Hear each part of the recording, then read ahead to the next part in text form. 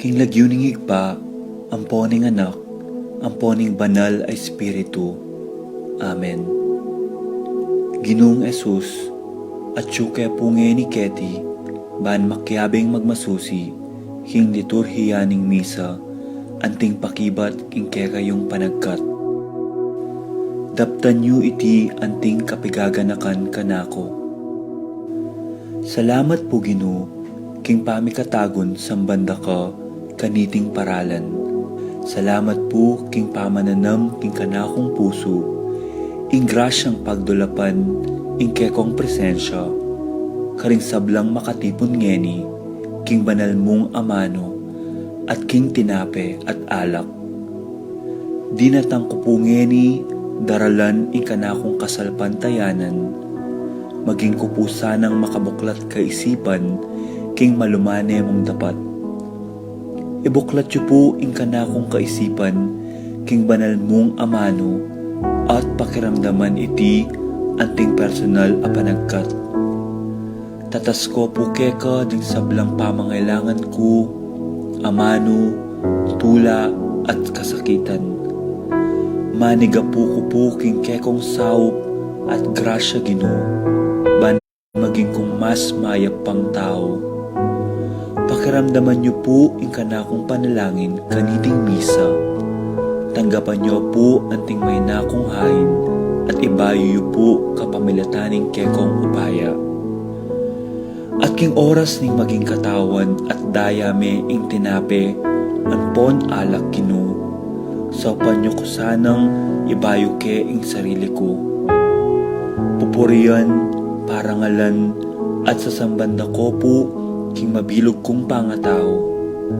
At siyo ko pungi ni Keti, king malmong arapan, kambening tula, at sayang makirake, king banal mong dulang. Yanasa.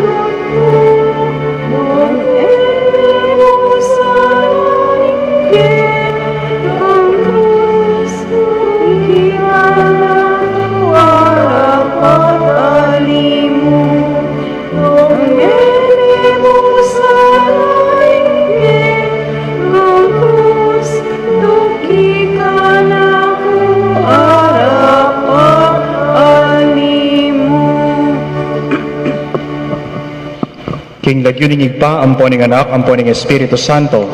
Amen. Ing grasya ning ginutamong Hesukristo, ing lugod na ning Diyos, at ing pamakiyagom na ning banal na Espiritu, manatili kaya kayungan. At kekan timurin.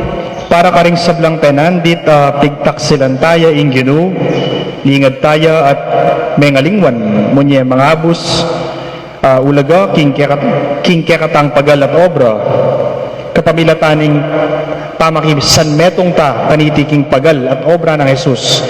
Bit mong kababanta mong aduan ing kapatawaran na ning Diyos, bata mong maging karapat dapat magmasusi, karing banal a misteryo.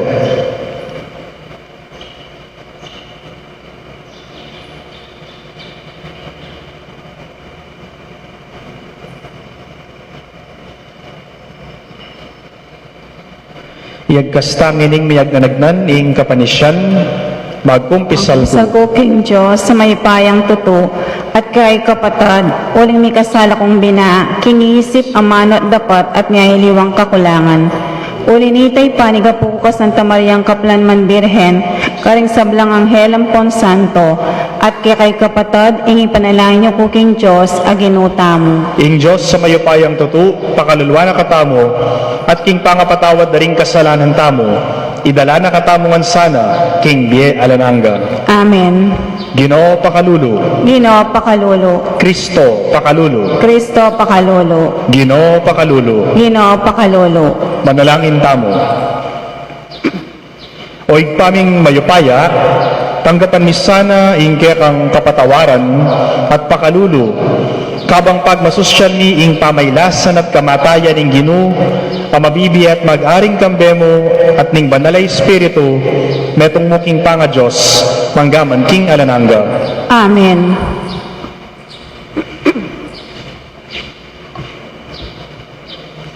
Pamamasang iba't king libro ng propeta Isayas. Makiramdam kayo kanako, ikong bansang marayo, ikong taong manoknangan king marayo. Bayo ko pamibait, pinili na nako ning Ginoo, at tilduan maging kiyang talasuyo. Gewa na lang mataram anting espada, ring kakong amano. King mismong gamat na, iningat na ako. Gewa na akong anting paslo, matilos at makasadyang mibugnos. Nga na kako, Israel, ikeng kakong talasuyo, uli mo, puryanda ko, ring tao. May kibat ko, may gobra ko, dapat meging alang kabaldugan. Gisan ko ing kakong sikanan, dapat ala kong arapat na anuman.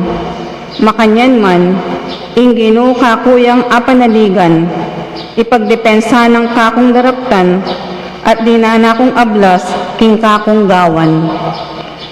Bayo ko pa mi bayit, tildwanan na ako ning Ginoo, gewa na akong talasuyo na, ban ibalik ko la, ring taong pinili na. Ban ibalik ko la, ring hikalat ng memalen ning Israel. Ing ginuyang kakong babyeda ngalan, ing panibataning kakong sikanan. Nga na kako ning Ginoo, kakong talasuyo, atin kong mas maragol apaobra keka. Emo ing ibalik mo ing dangalan, ding mitagan a memalen ning Israel. Nune gawanda ka namang sulu, para karing sablang bansa, bani ing mabilog ayato, miligtasyo. Ing amano ning Ginoo. Dalit apakibat, ing pong pakibat kamo, idalit ko ing pigkalog mong kaligtasan. Ulitan tayo po. Idalit ko ing pigkalog mong kaligtasan. Ikaw, Ginoo, ing lalapitan kong salilungan, e musapain tulot dugpo kakuing kabiguan. Ulining makatuliran ka, kakong asahan ing saupan mo ko at iligtas. Dalangin ko pakiramdaman mo, sagipan mo ko. Pakibat po, idalit ko ing pigkalog mong kaligtasan. Maging antikasanang matibe sa lilungan para kako, metong akuta at kambilan ko kapilanman. Ika'y kakong salilungan at talay ingat. O Diyos ko, iligtas mo ko, karing mayap at tao, king damat ding makatuliran, at mabagsik at tao, iligtas mo ko. Pakibat po, idalit ko ing pigkalog mong kaligtasan. Ikaw, ginuing kakong kapanayan at asahan, malibot po kanitang anako, king mabilog kong di, kaya kako manalig. Ika na ing mimingat at minantabe kako, manibat po kanitang mibait ko. Pakibat po, idalit ko ing pigkalog mong kaligtasan. Ipasyag ko ing kekang kayapan, at aldo-aldo ibalita ko ing pigkalog mong kaligtasan. Agyamang iti, eko aintin dyan. Manibat na inyang kayanakan ko, o Diyos, tiro mo na ako, at ako naman, ala kong tuknang mamalita, karing makapagmulala mong dapat. Pakibat po, idalit ko ing pigkalog mong kaligtasan. Talakad tama po.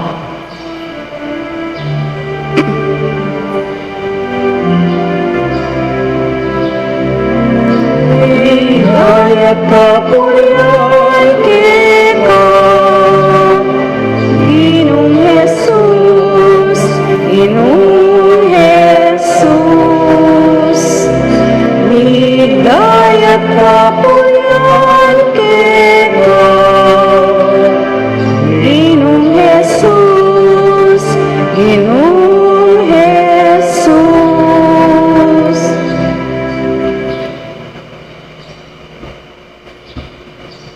Ginoo manatili ake kayo.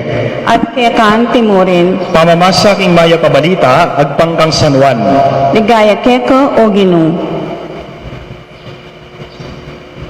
King panauna ita, melingas nga siya, pilubluban ni Jesus at nga ng migtapat. In katutuan sa sabyan ko kay kayo, pagtaksila na ako ning metong kay kayo.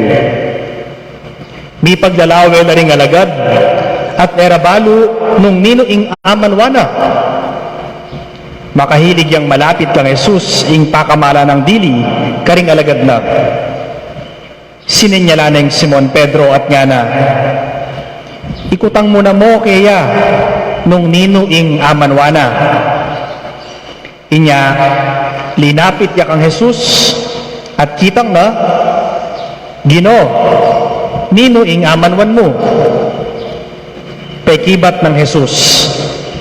Isosoke ing tinape at ing dinan ko kaniti, yapin ita. At inyang asoso na ing tinape, inabot niya kang Judas, ing anak ng Simon Iscariote. Inyang atanggap na ng Judas ing tinape, linubya kaya isatanas. Nga ng Jesus, daptan mo ng agad, ing sukat mong daptan. Dapot, alang makibalo, betong man, karing kasulo na, nung bakit sinabi na iti. Uling Judas, yaing talayingat karing salapira, ating minisip king pasaliwan ng Jesus, king kailangan da para king piyesta, o parina na lang limus, ding pakakalulu. Inyang apanganan ng Judas ing tinape, agad ng meko, bengi kanita. Nga ng Jesus kanako ng Judas, ngeni mipaligayan me ing anak na ning tao, at king kapamilatana mipaligayan niya ing Diyos. Nung king kapamilatana mipaligayan niya ing Diyos naman paligayanin agad ing anak ning tao. Anak ko, ditak namong panahon ing akayabe yuko. Panintunan niyo ko, dapat sasabihan ko kaya kayo ngeni, itang sinabi ko karing Hudyo, kayo makapunta, king puntalan ko. Nga nang kinutang Simon Pedro, Gino, mo ka rin kamunta. May kibat niya Jesus. Kamakatuki ngeni ka na ko, ketang puntalan ko. O neng kaibat, makatuki ka. Nga nang pasibayong kinutang Pedro, Gino, otat, ko makatuki kaya kang ngeni. Idame ko, ingbe ko, para kaya ka. May kibat niya Jesus. Idame mo, ingbe mo, para ka na ako. Ing katutuan sasabihan ko kaya ka, alingad mo na akong may katatlo, bayo yatulaw, ing tacho.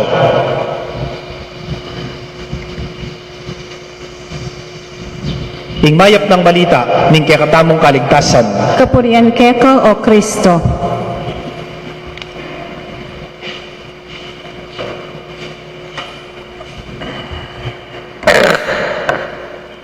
I was instructed to give a long homily tonight because this is a mass recollection.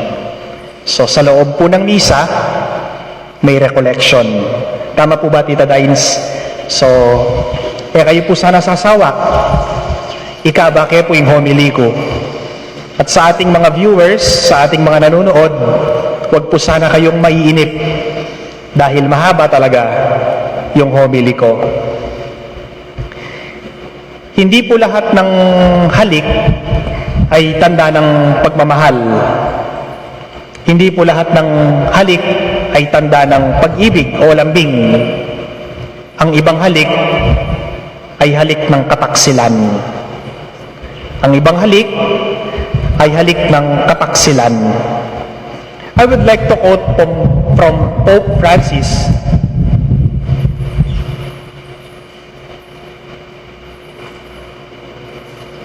Sabi ni Pope Francis, we were born to be loved and to love. And the most painful thing is to be betrayed by someone who promised to be loyal and close to us. Ang pinakamasakit daw po na bagay na maaaring maranasan ng tao ay ang pagtaksilan siya ng isang taong nangako na magiging tapat sa atin. In today's gospel, my dear friends, we heard may dalawang bagay na masakit na mangyayari kay Jesus. First, He will be betrayed. Second, He will be denied. Una, pagtataksilan siya. Pangalawa, i-deny siya. Itatatwa. King Kapampangan po, ilingad. Ikakaila sa Tagalog. Ikakaila. That's the proper term. What was the difference between Peter and Judas? Judas betrayed Jesus, and Peter, in his hour of need, denied Jesus. Even with oaths and curses, and yet while the name of Judas has become one of the blackest shame, there is something infinitely lovable about Peter. The difference is this: Judas's betrayal of Jesus was deliberate. It was carried out in cold blood. It must have been the result of careful thought and planning. And in the end, it callously refused the most poignant appeal. But there was never anything less deliberate than Peter's denial of Jesus. He never meant to do it. Hindi naman talaga gustong gawin ni Peter na ikailaan niya si Jesus. Yan na naman po buring ilingad. He never meant to do it. He was swept away by a moment of weakness. Kapag dinadatnan tayo ng kahinaan, dala ng ating pagkatao, minsan nagagawa natin yung mga bagay na ayaw nating gawin kasi natatakot tayo. Kahinaan natin yon bilang tao. For the moment, his will was too weak, but his heart was always right. There is always a difference between the sin which is coldly and deliberately calculated and the sin which involuntarily conquers us in a moment of weakness or of passion. Always a difference between the sin which knows what it is doing and the sin that comes when we are so weakened or so inflamed that we scarcely know what we are doing. God save us from deliberately hurting Him or those who love us. The treachery of Judas is seen as its worst. He must have been the perfect actor and the perfect hypocrite in today's gospel. One thing is clear, my dear friends. If the other disciples had known what Judas was about to do, he would never have left that room alive. Kung alam lang po ng mga ibang disipulo na pagtataksila ni Judas si Jesus, siguro hindi na siya nakalabas ng buhay dun sa lugar na yon. Papalyari po, penumbok da nering kayabe ng disipulo. No nga baluda mong pagtaksila ng Judas si Jesus. All the time, Judas must have been putting on an act of love and loyalty which deceived everyone except Jesus. Kung kaya niyang manloko, kaya niyang lokohin lahat except si Jesus. He was not only a bare-faced villain, he was a suave hypocrite. Magaling siyang manloko, magkunwari. There is warning here. By our outward actions, we may deceive other people, but there is no hiding things from the eyes of God, from the eye of Christ. There is more. We understand aright what was happening we can see that there was appeal after appeal to Judas. First, there were the seating arrangements at the meal. The Jews did not sit at table, they recline. Dito po sa atin, meron bang Last Supper image dito sa atin sa Betis kapag Holy Week? Wala. Sa Sasmuan meron, di ba, Bu? Akala natin, ang Last Supper, yung nasa table sila, nasa gitna si Jesus, nakaupo, tapos nasa paligid yung 12 alagad, nakaupo sa upuan. Pero my dear friends, I still remember what our professor told us on our subject, the Holy Eucharist. Sabi niya, hindi naman talaga sila totoong nakaupo. Naka-recline sila. Alam niyo po ba yung recline? Parang nakaganon. Yung nakakita na po kayo ng upuan na Cleopatra. Kapag umupo ka dun sa upuang Cleopatra, you are reclining. Kapag parang humiga ka, nakasandal. No? So, yun yung posture ng mga disciples at ni Jesus. They were reclining. The table was a low, mababa, hindi naman mataas.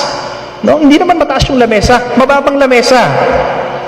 Solid block with couches around it.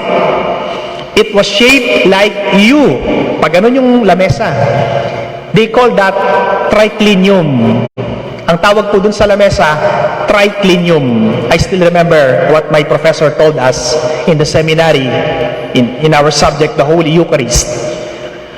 Triclinium, yung upuan. Parang pa-letter U, no? Hindi naman diretsong ganyan. And the place of the host was in the center. They recline on their left side, sa gawing kaliwa, resting on the left elbow, thus leaving the right hand free to deal with the food. So yung kanang kamay ang ginagamit para abutin yung pagkain at para makakain sila. Yun yung talagang setting, my dear friends, ng Last Supper. Yun yung kultura nila kapag may Passover. Yun talaga. Eh bakit meron pong Last Supper na nakaupo sila sa lamesa? Nakaupo sa upuan tapos may mahabang lamesa. Eh yun po ay base lang doon sa painting ni Leonardo da Vinci, di ba? Kaya nga merong Da Vinci Code. Konsepto niya yon, but that is not the real Last Supper, my dear friends. So, sitting in such a way, a man's head was literally in the breast of the person reclining on his left. Jesus would be sitting in the place of the host at the center of a single side of a low table. The disciple whom Jesus loved must have been sitting on his right, for as he leant on his elbow at the table, his head was in Jesus' breast. Kaya nga po yung Da Vinci Code na pinalabas ni Dan Brown, mali. Maling-mali. Sabi ni Dan Brown, yung katabi ni Jesus, si Mary Magdalene dahil babae, walang balbas, walang bigote, mahaba yung buhok. It's not Mary Magdalene, my dear friends.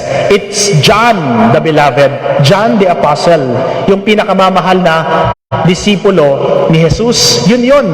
John reclined at the, sabi rito, his head was in Jesus' breast. Talagang nakasandal siya, nakarecline siya kay Jesus.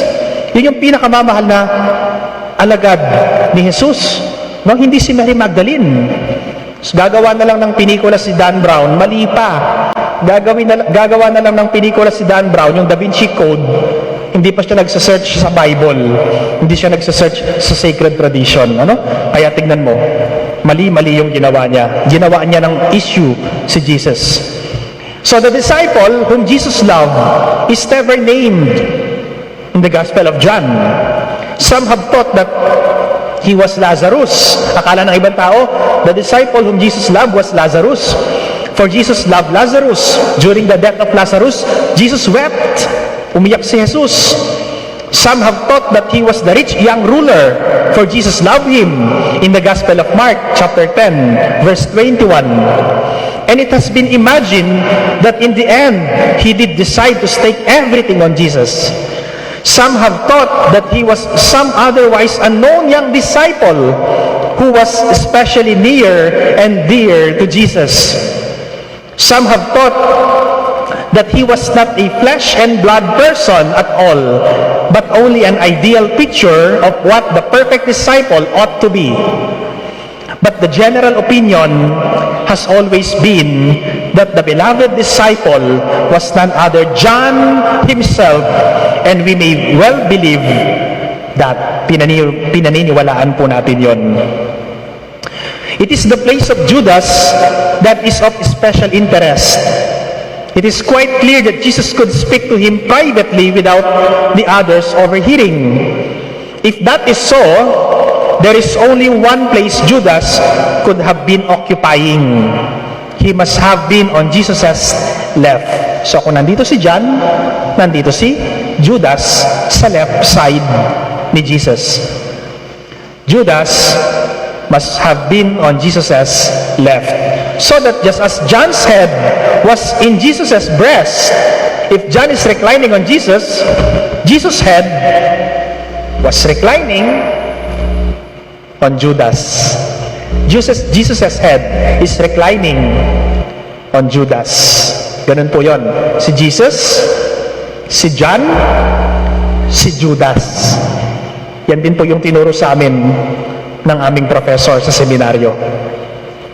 The revealing thing is that the place on the left of the host was the place of highest honor, kept for the most intimate friend. When that meal began, Jesus must have said to Judas, "Judas, come and sit beside me tonight. I want especially to talk to you." The very inviting of Judas to that seat was an appeal. But there is more, my dear friends. For the host to offer the guest as a special tidbit, a special morsel from the dish, was a sign of special friendship. In the gospel, we heard, "Tanungin mo nga," sabi niyang isang alagad, sabi niya sa beloved disciple, "Tanungin mo nga ang master natin, ang guro, kung sino yung magtatatwa o magtataksil sa kanya." And what was the answer of Jesus? Dindamtaya po yung pakibat ng Jesus. Nung ninuing sumosok ing tinape, nabat ibiyeke nga na, yapin, ing magtaksil ka na ako. So, my dear friends, for the host to offer the guest a special tidbit, a special morsel from the dish, was again a sign of special friendship. Aba, special pala yung friendship nila ni Judas. When Boaz wished to show how much he honored Ruth in the Old Testament, he invited her to come and dip her morsel in the wine. Isawsaw mo dun sa alak. Diba? Ibig sabihin, they are close. Malapit sila sa isa't isa. We can find that in the book of Ruth chapter 2 verse 14. So, when Jesus handed the morsel to Judas, again, it was a mark of special affection. So, mahal ni Jesus si Judas. Malapit si Jesus kay Judas. Diba? It's a symbol of special affection. And we note that even when Jesus did this, the disciples did not grasp the significance of His words. That surely shows that Jesus was so much in the habit of doing this that it seemed nothing unusual. Judas had always been picked out for special affection. There is tragedy here, my dear friends. Again and again, Jesus appealed to that dark heart, and again, Judas remained unmoved. God saved us from being completely impervious to the appeal of love. So, this tragic drama played itself to the end. Again and again, Jesus showed affection to Judas. Again and again, Jesus tried to save him from what he was planning to do. Hanggat maaari, no? Huwag ka nang gumawa ng masama. Then, quite suddenly, the crucial moment came, and the moment when the love of Jesus admitted defeat. Judas, he said, hurry on. What you propose to do, Makona ka, gawan mo na nung nanong dapat mong daptan. There was no point in further delay. Why carry on this useless appeal in the mounting tension? If it was to be done, then better that it should be done quickly. Daptan mo na, bilisan mo nung nanong dapat mong daptan. Still, the disciples did not see. Hindi nila naintindihan. Ano ba yung pinag-uusapan itong dalawang ito? They thought Judas was being dispatched to make the arrangement for the feast. Remember, my dear friends, si Judas, siya po yung treasurer sa grupo nila. Siya yung paghahawak ng pera. Siya yung treasurer. So, inisip ng mga ibang alagad, inutusan siguro siya ng maestro para bumili ng pagkain para ipamigay sa mga mahihirap. Dahil yun po yung ginagawa nila kapag Passover. Nagbibigay sila ng pagkain sa mga mahihirap. It was always the custom at the Passover that those who had money should share with those who had not. It was the time of all times when people gave to the poor. It is still the common practice in many churches to take a special offering at communion services for those in need. So, the disciples thought that Jesus was sending Judas out to give the usual present to the poor. Inisip nila, pinabibili lang siya ng pagkain ni Jesus para ipamigay sa mga mahirap. That they too might be enabled to celebrate the Passover. When Judas received the morsel, what happened? We heard the devil entered Judas. Linuba ng Satanas ni Judas. It is a terrible thing, my dear friends, that what was meant to be love's appeal became hate's dynamic. That is what the devil can do. He can take the loveliest things and twist them until they become the agents of hell. He can take love and turn it into lust. He can take holiness and turn it into pride. He can take discipline and turn it into sadistic cruelty. He can take affection and turn it into spineless complacence. We must be on the watch so that in our lives, the devil never warps the lovely things until he can use them for his own purposes. Judas went out. Nano niya pong oras din wali Judas? Dindamta mo king ebanghelyo? Anong oras po siya lumabas? During night. Bengi. Madalumdum. Nanong atin kapag bengi? Ano po ba meron kapag gabi? Well, the author of the gospel, John, has a way of using words in most pregnant way. Makahulugan yung ebanghelyo ni San Juan, no? Maraming meaning, no? It was night, for the day was late, but there was another night there. Anong meron kapag gabi? It is always night when people go from Christ to follow their own purposes. It is always night when people listen to the call of the devil rather than the summons of good. It is always night when hate puts out the light of love. It is always night when people turn their backs on Jesus. Night is a symbol of betrayal. Night is a symbol of deception. Kapag gabi, doon daw po nangyayari lahat ng klase ng panloloko at pangtatraidor. If we submit ourselves to Christ, my dear friends, we walk in the light. If we turn our backs on Him, we go into the dark. The way of light and the way of dark are set before us. God, give us wisdom to choose aright. For in the dark, people always lose their way. Ang lahat ng taong naglalakad sa dilim ay naliligaw ng landas. Anong oras lumabas si Judas? Gabi, madilim. Naligaw siya ng landas. Kaya huwag kayong lalabas kapag gabi. Baka maligaw kayo ng landas. In the gospel, we also heard that this is the beginning of the glorification of Jesus. The glory of Jesus has come, and that glory, my dear friends, is no other than the cross itself. The tension is gone, and the doubts that remain have been finally removed.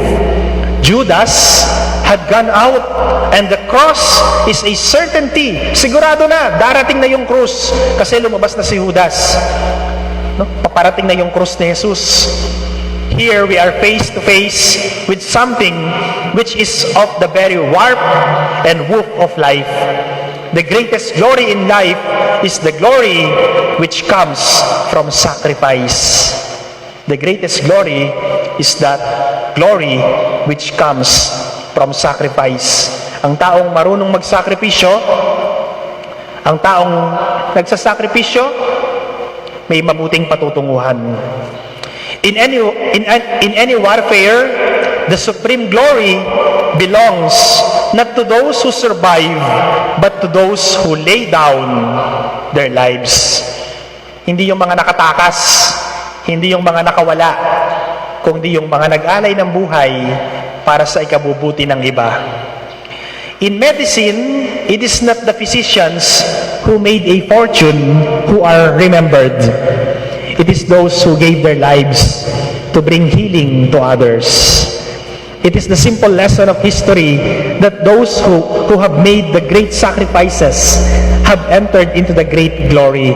Yung mga taong talagang totoong nagsakripisyo, yung mga taong totoong nahirapan, sila yung totoong maligaya. Di ba may kasabihan po tayo sa Tagalog? Kapag may tiyaga, may nilaga. Di ba? So yung taong totoong nagtiyaga, yung taong totoong nagsakripisyo, siya yung taong totoong maligaya dahil meron siyang nilaga. Di ba? It is the simple lesson of history that those who have made great sacrifices have entered into the great glory. In Jesus, God has been glorified. In Jesus, God glorifies Himself. God will glorify Jesus. My dear friends, it is the campaign of the cross that the King will yet enter into a triumph which all the world can see. Dalawang bagay po ang nakita natin sa Ebanghelyo ngayong linggo, ngayong Martes Santo, mga kaibigan. Katulad po ng sinabi ko, dalawang bagay ngayong Martes Santo, betrayal and denial. Sinabi ni Jesus kay Judas, pagtataksilan niya, no? May magtataksil sa akin dito. Nagtanungan sila, sino? Kung kanino binigay ni Jesus yung morsel. Tapos si Pedro, anong sinabi ni Jesus? Bago tumilaok ang tandang, ikinaila mo na ako. My dear friends, may I ask you,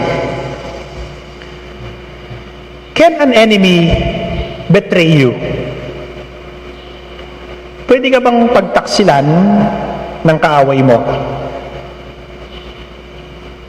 Malyari na kang pagtaksilan ng kapate mo? Pwede po ba yun?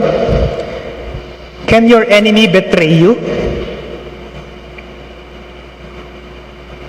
Yes? Yes? Ang kaaway natin, pagtataksilan tayo? No. No. The answer is no.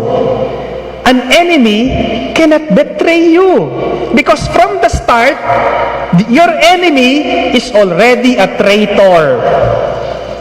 Hindi ka pwedeng pagtaksilan ng kaaway mo kasi mula sa simula, taksil na siya. Kaya nga kaaway eh. Mula sa simula, na maging magkaaway kayo, taksil na siya. Kaya hindi ka pwedeng pagtaksilan ng kaaway mo. Only a friend can betray a friend. Tanging ang kaibigan lamang ang pwedeng magtaksil at magtraidor sa kanyang kaibigan. Ano ba ni Jesus si Judas? kaibigan ni Jesus si Judas. Magkaibigan sila, magkasama sila.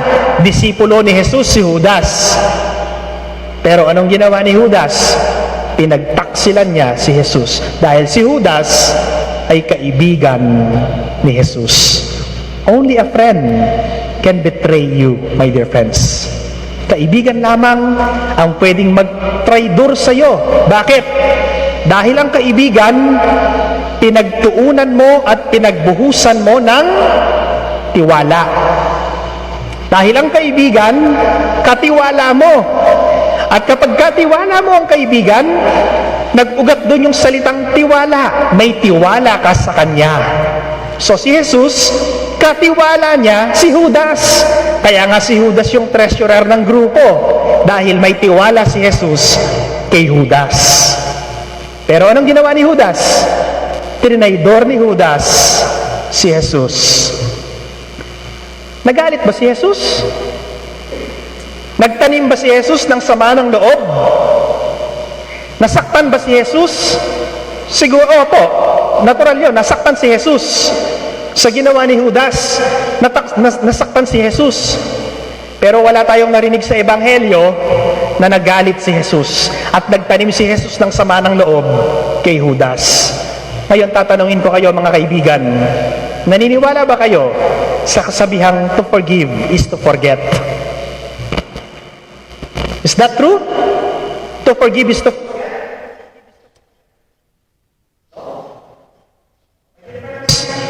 If you believe in that statement, to forgive is to forget, kung kaya po ninyong gawin yon, to forgive is to forget, congratulations. Pero ako hindi po ako naniniwala doon. To forgive, my dear friends, is not to forget, but to remember in a different way. To forgive is not to forget, but to remember in a positive way. Kinalimutan ba ni Jesus yung ginawa ni Judas na pagtatraidor? Hindi. But Jesus remembered on a different way. Jesus remembered on a positive way. The betrayal of Judas, which caused hurt to Jesus, which caused pain to Jesus, Jesus remembered that in a different way. Saan inalala ni Jesus yung katraidoran ni Judas? Sa banal na Eucharistia. Reviewin po natin, ha? Reviewin natin. On the night he was betrayed, he took the bread. He gave it to his disciples. He took the chalice. He gave it to his disciples. This is my body. This is my blood. Take it. All of you, drink from it. This is the chalice of my blood. The blood of the new and eternal covenant, which will be poured out for you and for many, for the forgiveness of sins. Do this in remembrance of me. Hindi sinabi ni Jesus, itong dugo na ito ay dadanak para sa inyo, except si Judas. Wala pong ganon. Hindi niya sinabi yon. Hindi sinabi ni Jesus na para sa inyo lang, ha? Hindi kasama si Judas. No.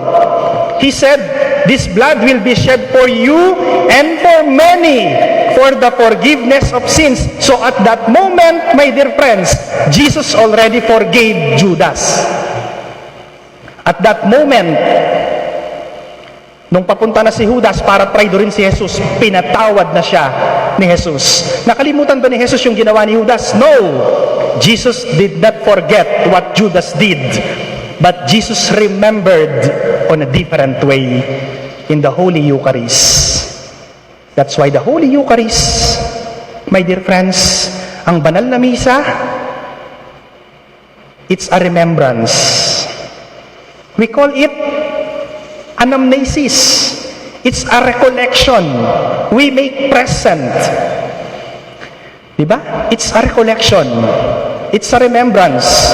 Do this in remembrance of me. Dapan nyo iti anting kapigaganakan kanako. So kapang magmisa tamo, potang magmisa tamo, gaganakan tayo yung Ginong Jesus. Ing kayang kasakitan, kamatayan, king krus, sa ting pamanyubli ng mebye. That's why we sing the anamnesis. Christ has died. Christ is risen. Christ will come again. That is the anamnesis. That is the remembrance. That is the recollection. Kaya mga kaibigan, kapag may taong nagtraidor sa inyo, kapag may mga taong nagtaksil sa inyo, kapag may mga taong nanakit ng damdamin ninyo, isama nyo sa mass intention. Nandin po ba yung mag-starting mass kitnan ko la? Pabasa mo ning intention. Among edano po basan. Flash da nala mo po kano king white screen kasi dakalla. So dapat po pala ring papamisa tamo, aliwa mo ret ang birthday intention. Yung mga pinapamisa natin, hindi lang yung mga birthday intention, hindi lang yung Thanksgiving, hindi lang yung anniversary. Pamisa natin yung mga kaaway natin. We should remember them in the Holy Eucharist. Sa banal na misa, kung papaanong si Jesus, inalala niya yung ginawa ni Judas sa positibong paraan, yung mga taong nanakit sa atin, yung mga taong nagtraidor at nagtaksil sa atin, sambitin natin ang pangalan nila sa banal na misa. We remember them in the Holy Eucharist. We remember them in our prayer. Amen. Talakad na po. Panalangin ding malda. Kareting Aldo, nung nui Kristo, menalangin niya at menigapuya kingigpa, king kalungkutan ning kayang pamailasa, manalangin tamo kambening kababan, at lungkot para karing kaya katamong kasalanan nga tamong maniga po. Gino, pakiramdaman mo ing panalangin ni. Ulitan tayo po.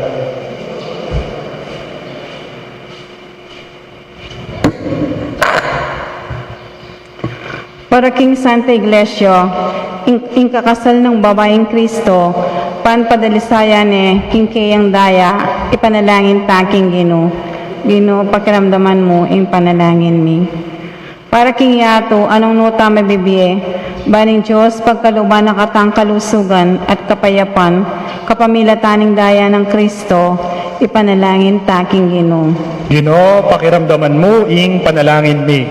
Para karing masakit at magkasakit, baning Diyos dinanong si kananalob at tetagan makirake king kasakita ng Kristo, ipanalangin taking Gino. Gino, pakiramdaman mo ing panalangin mi. Para karing maniwala at maniwala, para karing hanggang kapatad tamo king mabilog ayato, ban ing pamaylasan at kamatayan ning ginutangya sa Kristo, patnubaya na katamo papunta king ligayo ning sarili tang pamanyubling mi, ipanalangin taking Gino. Gino, pakiramdaman mo ing panalangin mi. Yabetala po, king kaya katamong panalangin, kening balalamisa, din kaya katamo pong frontliners, pangaditala po ring mituran king COVID-19, sana pakaya pano ning apong Gino, pangaditala po ring mayango na biye, paulin na ning epidemya ngayon, sana pika kapayapan at kapaldanan la, king siping ning apong Gino, at pangaditaya naman kapatad, ingke katamong balen, ingke katamong pamilya, ingbalang metong kaya katamo, na sana ingata na katamo ni nga pong Gino, alampasan tamo ining pagsubukay ni, ipanalangin tamo king Gino. Gino, pakiramdaman mo ing panalangin mi. Ngenipod, wan tamo yung sarili tamong kapagnasan.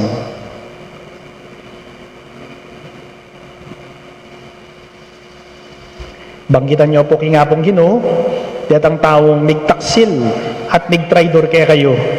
King banalamis ang itinong nino man deta. Nung ating taong mingira kaya kayo, nung ating taong penasakit na kayo kapanamdaman, pe makarinya da kayo, sambitan nyo po lagi yung eni, king kaya katamong badalamisa.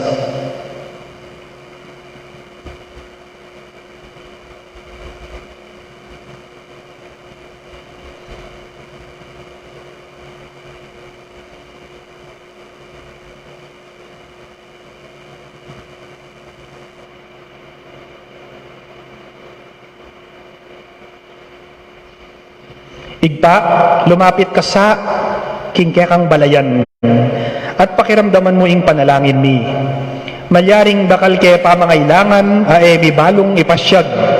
Dapot, balo mula at ipaniga po mi, ingsawpan mo kami kapamilataning pamaylasana at kamatayan ni Jesucristo ang anak mo, at ginumi manggaman king alananga. Amen. Amen.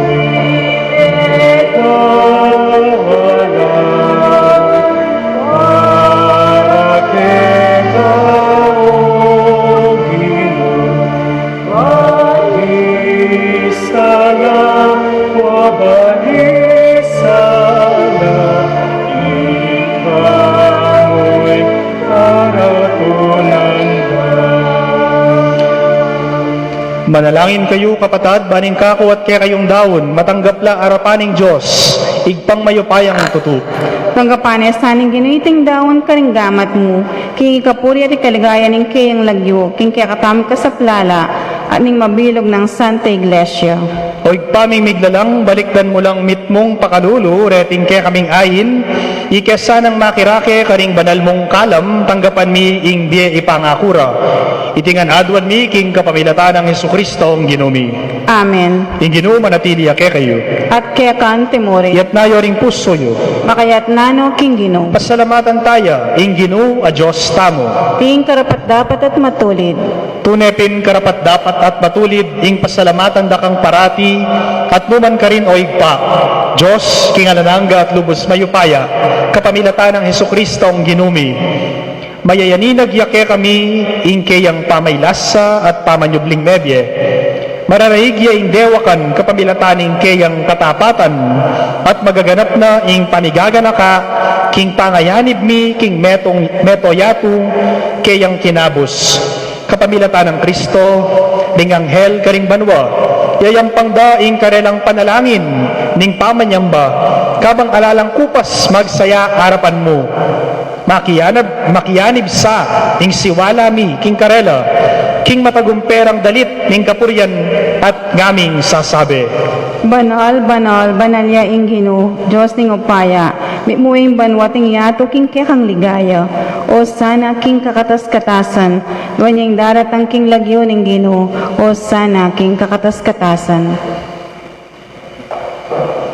Tunay kapin banal o igpa, ikang panibataning sablang kabanalan, uli nanita pagparalampumi, pabanalan mula sa nariting ayin king Espiritu mo, man para kaya kami malyari lang katawan at daya ning ginuming Jesucristo. Bayo yami daon kusang lub king pamaylasan at kamatayan, kinwane ing tinape, pasalamat yakeka, piraso ne, at binyene ka rin kayang disipulo, at ngana, tanggapan ye iti ikayungan at kananye, itiya ing kanakong katawan, amidaon, para kaya kayo.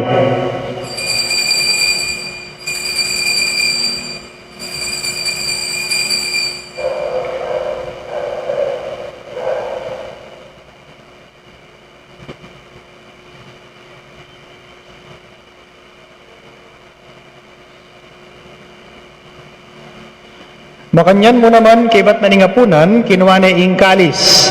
Pasibayo yang pepasalamat keka. At binyene ing kalis karing kayang disipulo at ngana. Tanggapan niya iti ikayungan at minum kayo kaniti. Iti yung kalis ning kanakong daya. Ing daya ning bayo at talananggang tipan, amibubu para ketayo at para karing sablang tao, banketa, mi patawaran na ring kasalanan.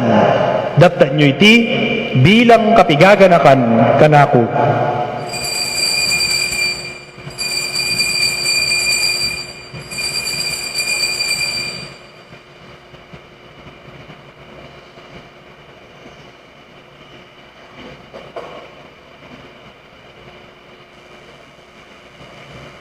Pasyag tayong misteryo ning kasalpantayanan.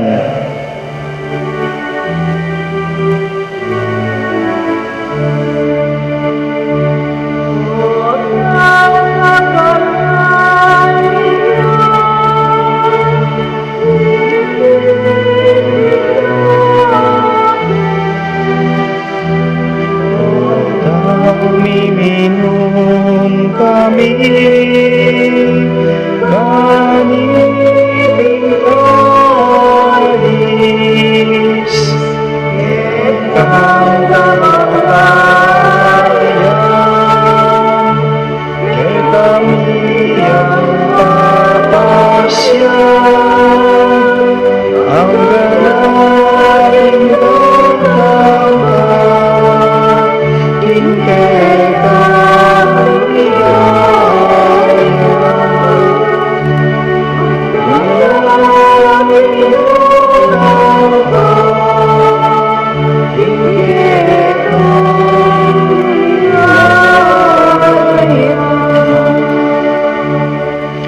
Inyang ini gaganakan mi o igpa, ing kamatayan at pamanyubli ng mebya ng anak mo, darawon mi yake kay ting tinape ning biye at ing kalis ning kaligtasan.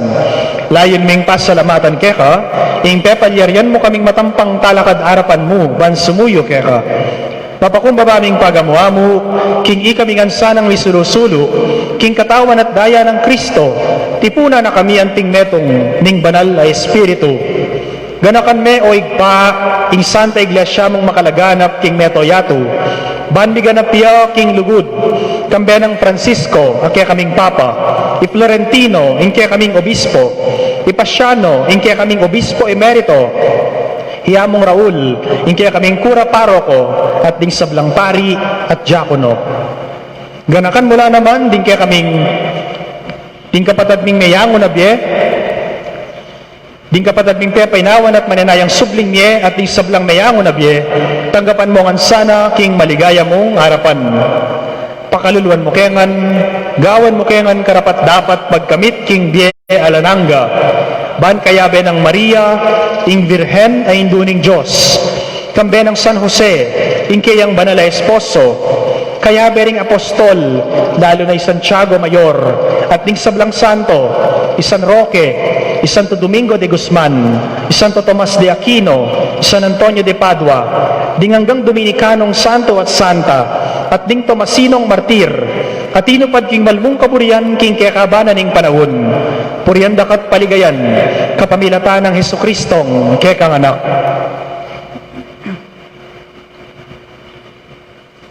King kapamilatan ng Kristo, kamben at kaya, igpang mayupayang tutu, gagong ning Espiritu Santo, pupurian dakat parangalan, manggaman king alananga.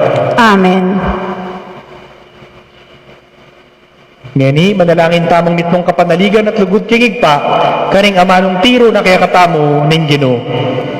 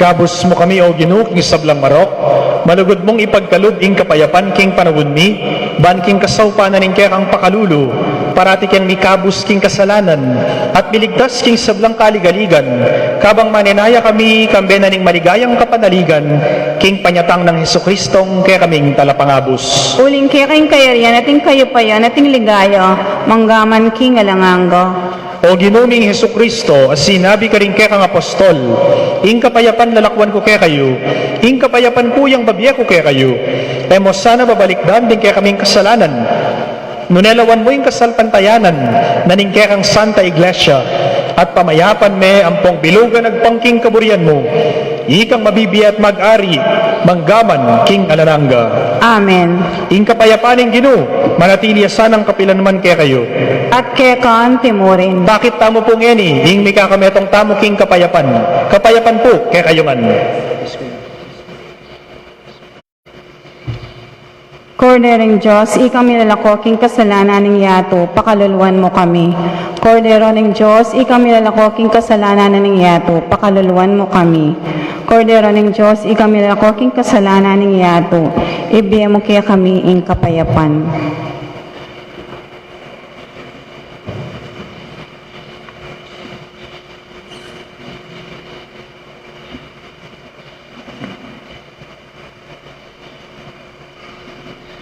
Kaluguran kong kapatad, o iniing ginutamong Hesukristo, o iniing kordero ng Diyos, o iniing milalako king kasalanan na ning yato, mapalad tamong mayayaos king apuna na ning kordero. Ginuwang matampang tanggap kaya ka, dapat ligtas may nga mano mo, kumayat na ako.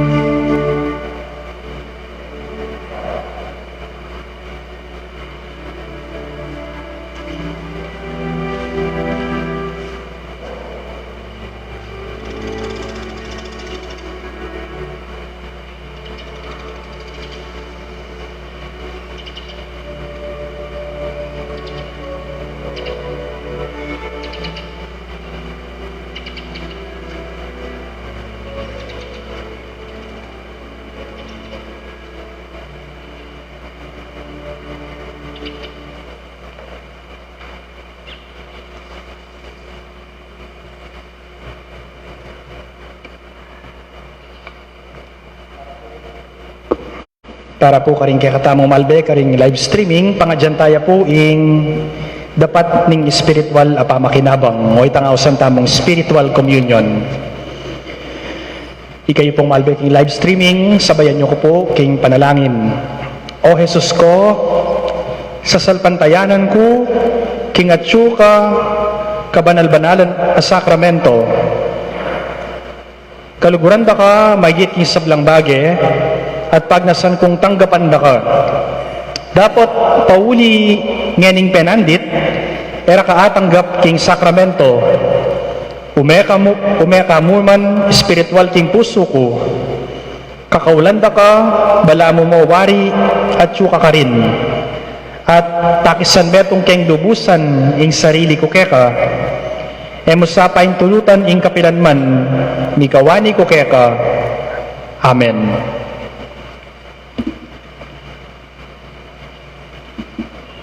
Manalangin tamo.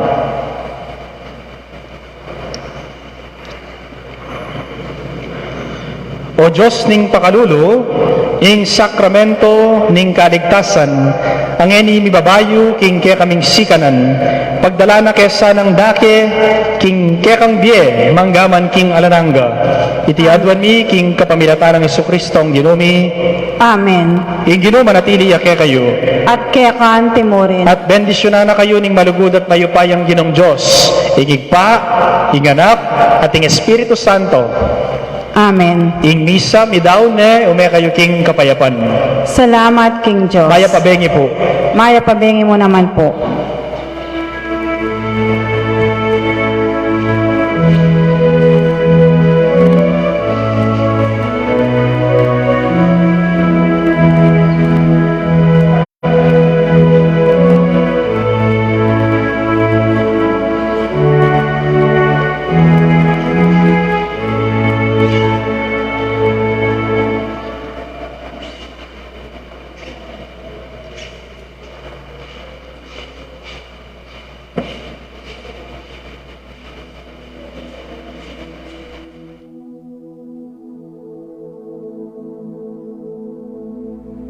King lagyo ning igpa, ampo ning anak, ampo ning banal a Espiritu.